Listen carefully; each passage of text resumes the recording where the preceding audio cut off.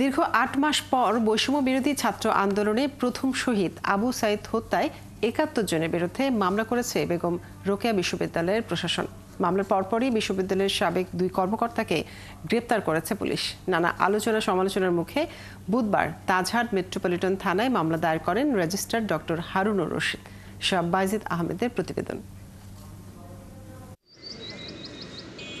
মামলায় বিশ্ববিদ্যালয়ের ছাত্রলীগের সভাপতি প্রমিল বড়ুয়া, সাধারণ সম্পাদক শামীম সহ ৩৩ নেতাকর্মী, ২ শিক্ষক, ১৩ কর্মকর্তা কর্মচারী এবং রংপুরে কর্মরত ৮ পুলিশ কর্মকর্তা সহ ৯ জন বহিরাগতের নাম উল্লেখ রয়েছে। সিল্কোর সিল্ক অ্যান্ড শাইন, যাতে আছে আর্গান অয়েল ও ওট প্রোটিনের গুডনেস, যা আপনার চুলকে রাখে হেলদি অ্যান্ড শাইনিং।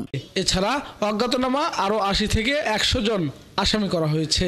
জুলাই বিপ্লবের শহীদদের রক্ত যেন বৃথা না যায়, এই দাবি শিক্ষার্থীদের। আলামত নষ্ট করার একটা প্রচলন, সেটি যেন বাদ দিয়ে অতি দ্রুত একটা নির্দিষ্ট লক্ষ্যে পৌঁছা হয় এবং দ্রুত যেন বিচার হয়। শিক্ষক যারা ঢিল ছড়েছিল, যেই শিক্ষকরা ওইখানে গিয়ে হামলা চালিয়েছিল, এবং একই সাথে যে কর্মকর্তা কর্মচারীরা ছিল যারা ওই সময়টাতে হামলা চালিয়েছিল এবং হামলার উস্কানিদাতা ছিল এবং পরিকল্পনাকারী ছিল, তাদেরকেও কিন্তু কোনোভাবে বিচারের আওতায় এখন পর্যন্ত আনা হয় নাই। কে কোথায় নির্দেশ দিয়ে আবু সাইদকে হত্যার নির্দেশ দিয়েছে, এগুলো সব ডকুমেন্টস অনলাইনে ভাসতেছে, এখনও আছে।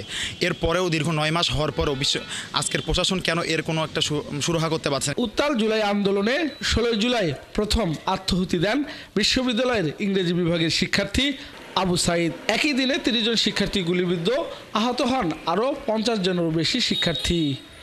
এর বিচার চেয়ে অবশেষে সেই শিক্ষাঙ্গন থেকে মামলা করে ন্যায় বিচার পেতে কঠোর অবস্থানে থাকার কথা জানান মামলার বাদীসহ প্রশাসনের কর্মকর্তারা।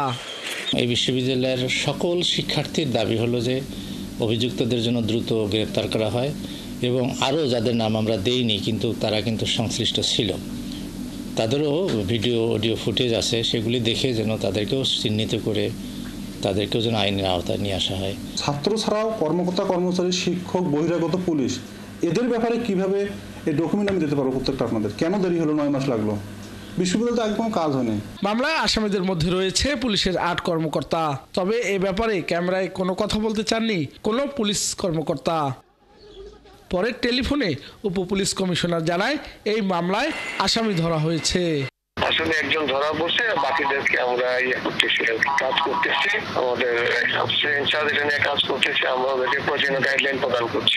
গত বছর ছাত্রদের বৈষম্য বিরোধী শান্তিপূর্ণ আন্দোলনে ১৬ জুলাই বিশ্ববিদ্যালয়ের প্রধান ফটকে শিক্ষার্থীদের উপর হামলা হয়।